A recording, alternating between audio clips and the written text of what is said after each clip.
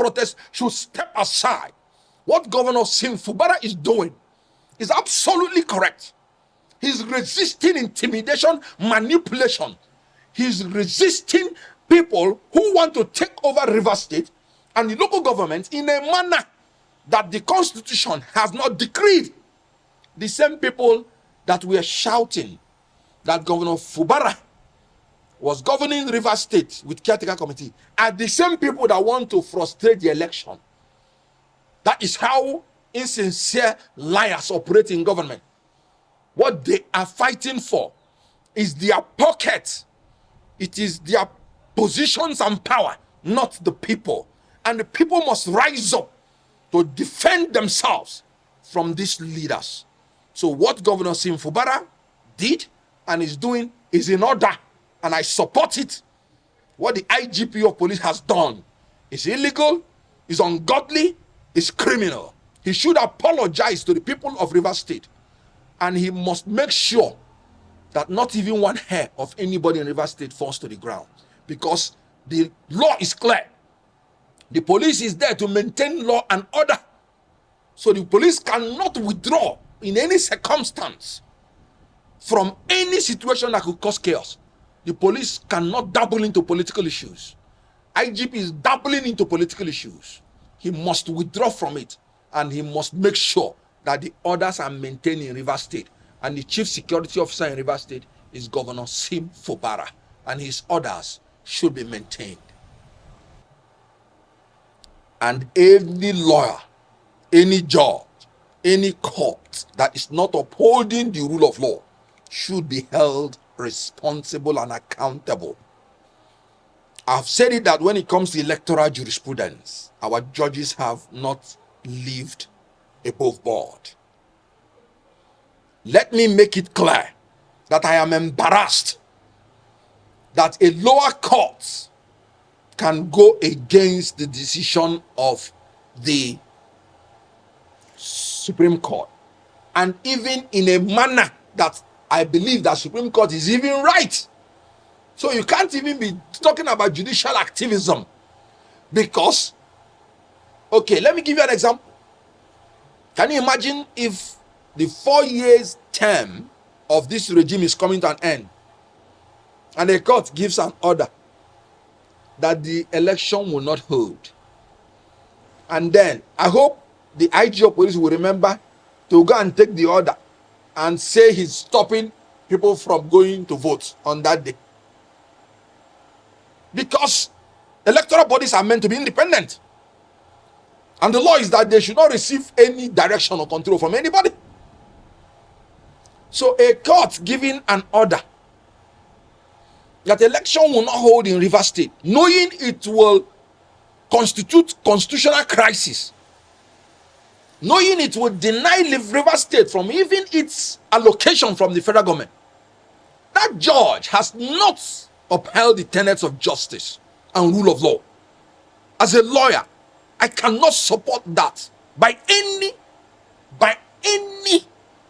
iota of imagination, because the whole idea of interpretation of constitution is to give value to it, not to destroy it. Do you know, in law, if you have a motion, for instance, seeking to destroy the rest, and there is a motion seeking to preserve the rest, even that motion seeking to preserve the rest, even if it came last, it will be treated first. That's the position of the law. Then you have people saying there is a judgment to destroy the rights of the Rivers people to vote. And they are saying there is another judgment that says go and vote. And you're telling me which one will I choose, when there is a superior judgment of the Supreme Court that has settled the matter? Why would they even dabble into it? And they will say the facts are different. What do they mean by that? That is judicial trickishness. That's judicial craftiness and cunning. The whole idea is hold election within 90 days. And the duty of every person and every authority in Nigeria is to ensure that the order of the Supreme Court and the provisions of the Constitution is obeyed. And so the judges Whoever partook in that should be disciplined. That's my opinion. And if you recall, even the law that says 1993 election should hold, if you recall, that law ousted the jurisdiction of the court to give any order to stop it, just as it is in our laws today. And yet a judge went ahead because some military boys did not want the election again. They wrote the law and they used the instrumentality of the court to want to destroy the election. But something happened. The NEC then, under Professor Nwosu, refused, and they went ahead to conduct the election. And the election was conducted and a winner emerged. Then the same military boys went and forcefully stopped the announcing of the result, still wanting to use the courts. And this is where Nwosu lost it. He would have proceeded to complete the announcement and announce the result. Why run away and chicken out? And many years after, even after when the man had died, you're coming to say you are announcing he won. No. If you want to do the right thing no matter the consequences. If you don't want to do the right thing, keep quiet and keep quiet forever. That's why when people want to marry, they will say, if you know anything that wants to stop these people to marry, come and talk, or forever remain silent. From now onwards in Nigeria, if you're given a duty, do it. Whoever wants to stop you, say no. Go ahead and do it. That's the only way we can be saved from this crop of leaders.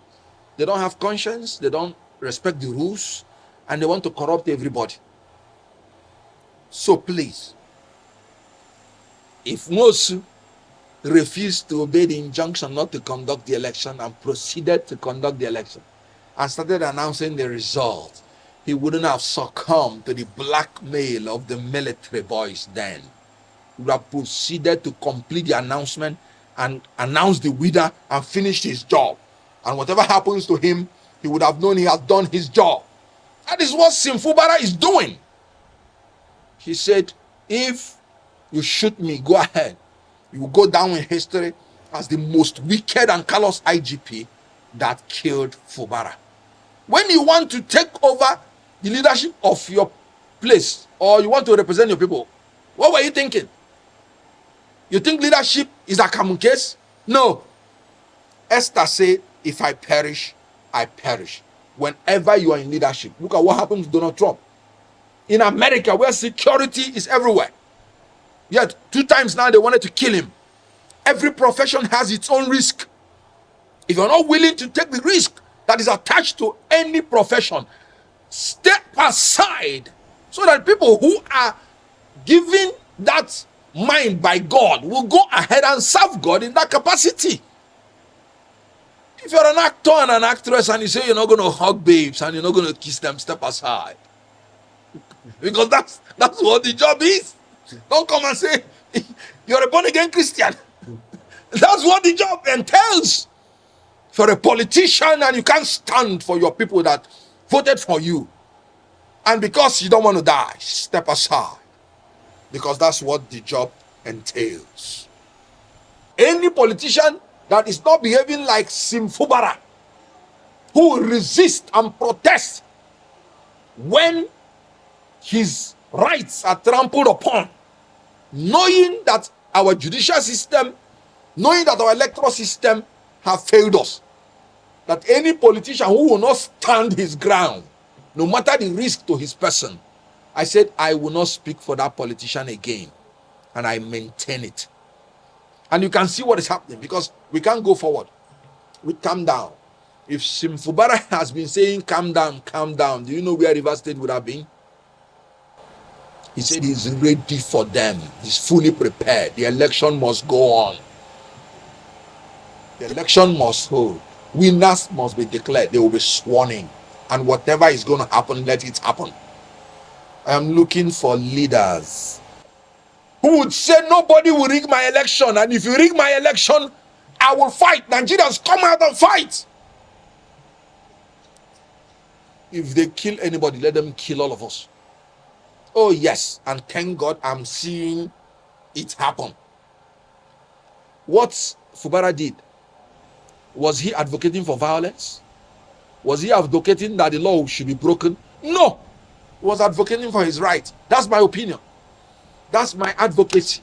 We must advocate for our right and stand by it. I did not disqualify anybody. I don't have that right.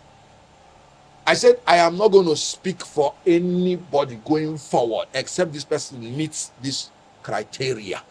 In any case, we have finished 2023 election. It's over. 2027 election has not come. So anybody who is saying betrayal, what am I betraying? There is nothing on ground. When I was a spokesman in 2023, I did my job creditably well, and we convinced Nigerians on what we believe is right. But you can see that in Nigeria, you not only have to have the power to win election, you have to have the power to defend your election. So anybody that does not have that spirit or power to defend the votes in a manner that you would say, whatever happens to me as a person, let it happen. I am not willing to speak any further for the person. So what I just simply said is that going forward, I will no longer be part of this until these fears are addressed. So I did not disqualify anybody. One, I don't have that power. Then two, I am not betraying anybody because I'm still a member of Labour Party. And you can see I'm still fighting that Labour Party should be consolidated because Nigerians are looking for an alternative to these people. But if you want to fight these people who are compulsive thieves and who are the worst amongst us, leading us, according to Senator Ndume, who is part of them, then you have to grow higher and be more aggressive than calm down. That's what I said, and I stand by it. In all honesty, I would have said we don't. But because I'm a student of theology, I would not say so. Because when Elijah thought he was the only person that was worshiping God, God said, no, you're not the only person. There are more than 7,000 persons like you still in that country that have not done anything evil. I know them. So the only thing we have to do in this country, we must not be sentimentally attached to anybody, any politician. We must not be loyal to political parties or politicians. We have to be loyal to the country and to the law. And if any law is unjust, we have to fight the law. If anybody is doing anything illegal, no matter who the person is, we have to fight the person. So in Nigeria, we must create the environment so that those 7,000 that we do not know who are leaders will be able to begin to emerge. If the good ones keep quiet, they will never emerge. When people say people are selling their votes, you know why they are selling their votes? Because they believe that even if they vote their conscience, it will not count. Not because they want to be corrupt. They saw what happened in 2023. I was an active participant in that election of 2023. They did not sell their votes. But after, it did not count. So they'll be like, why would I go and say I'm voting for my conscience when it will not count? If I'm going to take this money, at least it will be what I gain. So if we don't fight, we are making the people that want to do the right thing to even lose confidence. That is why we must have to rise up to defend democracy. We must make sure that our votes count and are counted in every election. Otherwise, people will not see the reason to vote their conscience. Because even if they vote their conscience, it will not count. So in Nigeria, there are still a lot of men and women that are not corrupt. I may not know them, but they will emerge. There are still a lot of judges that are not corrupt. I can say that. Because I won a lot of cases as a litigator and I have never met any judge privately. If every judge is corrupt, that means I wouldn't win any case. So I can say that there are judges in our court that are not corrupt. We may not know them. But we must create an avenue to defend such ones when the hawks that are corrupt want to swallow them up. So also in all the departments, ministries, agencies in Nigeria, there are politicians that are not corrupt. There are Nigerians that are not corrupt.